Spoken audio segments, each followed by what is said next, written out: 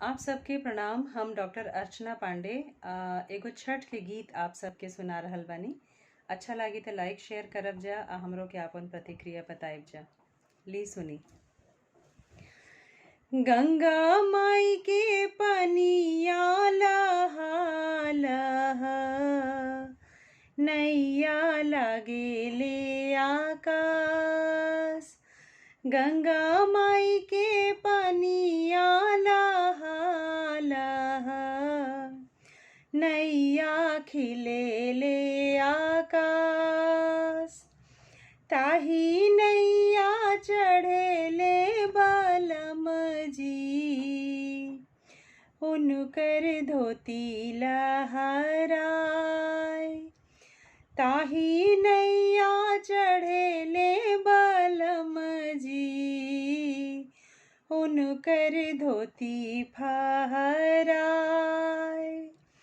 ओही नैया चढ़ली उनकर धनिया, उनकर चुनर लहराए।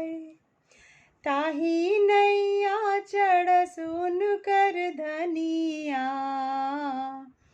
उनकर साड़ी लहराए, उनकर चुनर लहराए।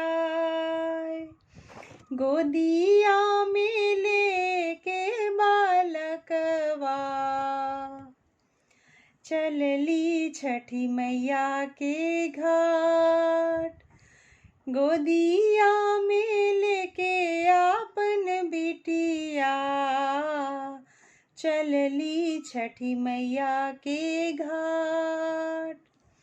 गंगा माई के पनिया लहा लहा, नैया खिले ले आकाश।